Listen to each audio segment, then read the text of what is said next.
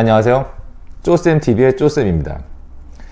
오늘 얘기 드릴 부분은 이사 당일에 도배가 가능한가 여쭤보시는 분들이 상당히 많으세요. 이사 당일 도배, 즉답을 드리겠습니다. 도배 가능합니다. 단, 합지벽지에 한해서 가능합니다. 즉 그냥 우리가 일반적으로 얘기하는 종이벽지에 한해서 가능한 거예요. 종이벽지는 폭이 짧은 소폭벽지가 있고 폭이 넓은 장폭벽지가 있는데, 물론 소폭벽지보다 장폭벽지가 좀 더 빠르겠죠. 일단 도배는 가능해요. 이걸 재차 여쭤보시는 분들이 있어요. 그리고 또 하나 여쭤보시는 분들이 실크벽지 도배 가능한가인데, 실크벽지는 아무리 좁은 공간도 이사 당일에는 도배하기가 힘듭니다. 왜냐하면 실크벽지는 초배 작업이라는 게 꼭 필요하고요. 초배를 말리는 시간도 필요하고 이런 어떤 시간이 걸리는 과정들이 필요합니다. 그렇기 때문에 실크벽지는 불가능합니다. 합지벽지는 가능합니다. 그런데 단 이사가 일단 일찍 나가줘야 되죠. 보통 손님들 상담 오시면은 이사가 뭐 새벽 6시부터 와서 짐을 싼대요, 뭐 8시부터 온대요, 이렇게 많이 말들을 하시지만 평균적으로 봤을 때 아니면 한 90% 정도 이상 보통 8시에 와가지고 20평대 30평대 아파트인 경우에는 빨리 빠져야 11시 반입니다. 저희 도배사가 그 전에 들어가서 도배를 할 수 있는가 여쭤보시는 분들도 많으세요. 안 돼요. 못 들어갑니다. 그리고 이삿짐 센터에서도 못 들어오게 막습니다. 물건 같은 거 없어지면 안 되기 때문에 이삿짐 센터에서 못 들어오게 하고요. 또 하나는 뭐 방 하나를 비워주거나 어느 공간을 비워주면 거기서 먼저 작업을 하는 게 어떠냐라고 말씀하시지만 그것도 사실 힘든 얘기입니다. 이사가 모두 다 빠진 다음에 그 다음 도배를 하는 것이 맞고요.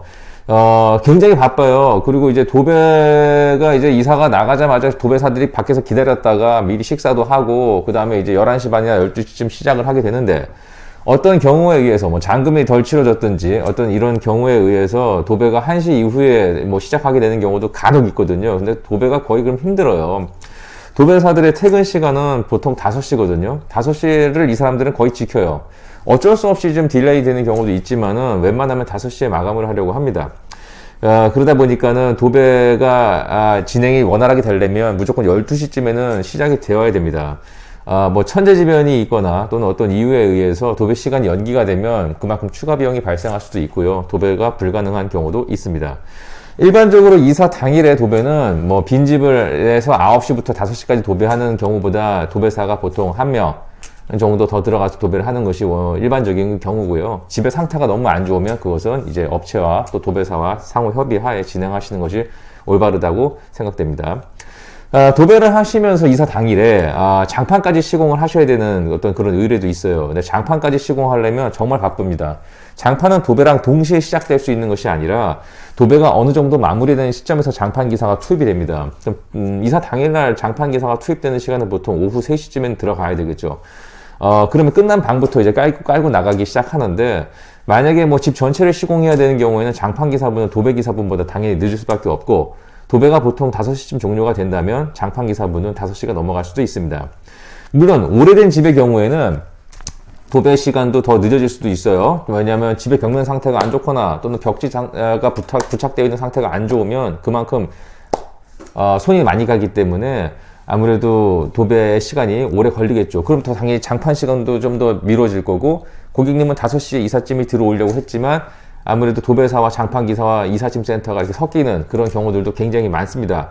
어떤 분들은 그 부분이 상당히 좀 불만이신 분들도 있어요. 정확히 몇 시에 끝나냐고 여쭤보시는데 어느 누구도 정확하게 몇 시에 끝나는지 장담할 수 없어요. 왜냐하면 그 집의 상태를 모르기 때문에 그 집의 상태에 따라서 시간에 대한 부분은 좀 늘어날 수도 있고 결국에 이삿짐 센터랑 약간 섞일 수 있다. 이 점은 꼭 알고 계셔야 됩니다.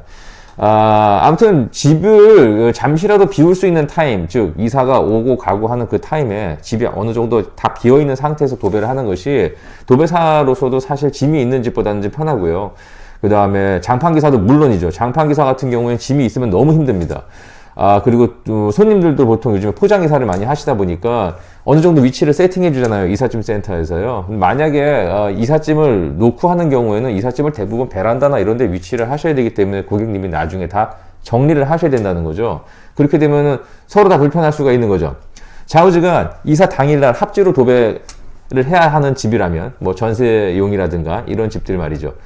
물론 이사 당일 그 사이에 하는 거 굉장히 추천드리고요. 어쩔 수 없이 비용은 좀 비싸다는 거, 이 점도 꼭 알고 계시면 되겠습니다. 오늘 어떠세요? 오늘 뭐 이사 당일날 도배가 가능한가에 대해서 뭐 잠시나마 얘기를 나눠봤는데요. 제 오늘 얘기가 도움이 되셨다면 구독과 좋아요 부탁드립니다. 감사합니다.